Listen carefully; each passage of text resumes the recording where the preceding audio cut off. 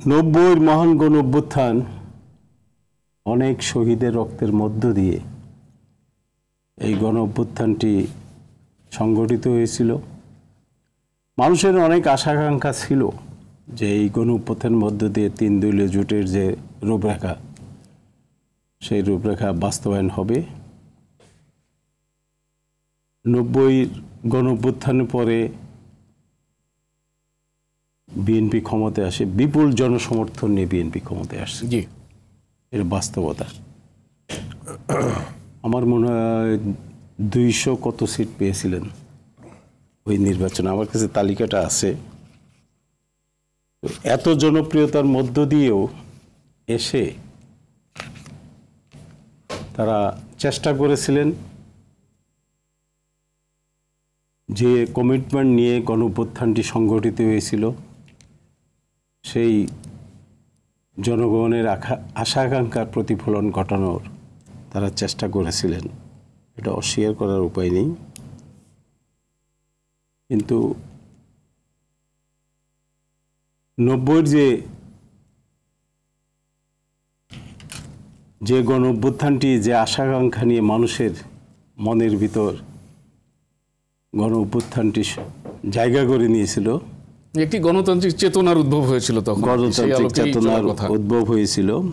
সেখানে বিএনপি ক্ষমতায় আসার পর তারা গণতন্ত্রের প্রতি তারা চেষ্টা করেছে, গণতন্ত্রকে কিভাবে প্রাতিষ্ঠানিক রূপ দেওয়া যায় সেটার জন্য বিএনপি চেষ্টা করেছে। কিন্তু এই 95 যে 90-এর ক্ষমতায় 5 বছরের মধ্যেই আপনারা জানেন, উনি কিছুক্ষণ আগেই বলেছেন যে আওয়ামী লীগ এমন একটা রাজনৈতিক দল যারা ক্ষমতায় আসলো 72-এ এসেই তারা গণতন্ত্রকে কিভাবে গলা টিপে হত্যা করেছে সেটা এই দেশের মানুষ জানে। এবং রক্ষী বাহিনীর যে অত্যাচার, এই অত্যাচারে আমি নিজেও শিকার হয়েছিলাম। আমি আমাদের মহান নেতা মৌলানা ভাসানীর কাছে আশ্রয় নিয়েছিলাম তাদের অত্যাচারে টিকতে না পারে। এরকম একটি ফ্যাসিস্ট দল আবার ষড়যন্ত্র চক্রান্ত করে বিএনপির সময়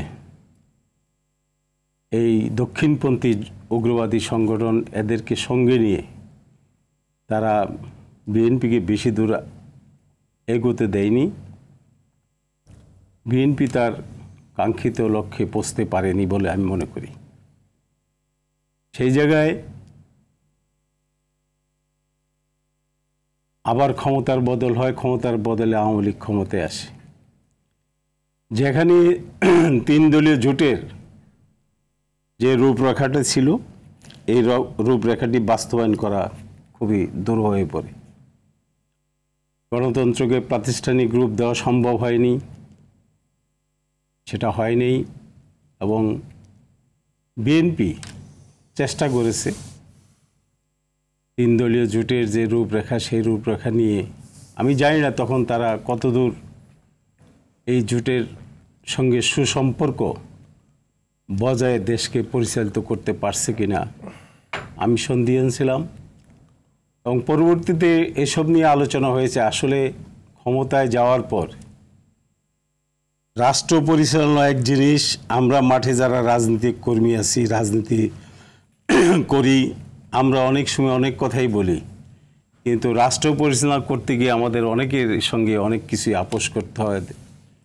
আপোষের চোরাবালিতে অনেক কিছুই সে আদর্শের বলিয়ান হয়ে যায়। যেমন এই যে আপনার এই আমরা যারা 24-এর মহান গণ অভ্যুত্থান সংগঠিত করলাম, আজকে দেশের কি অবস্থা, আমরা কি দেখতে পাচ্ছি? সারা দেশে একটা অরাজকতার সৃষ্টি হয়ে গেছে। কোনোভাবেই বর্তমান সরকার কিছু করতে পারছে না। দিনের পর দিন আজকে দেখেন কতগুলো ঘটনা আজকে ঘটে গেছে।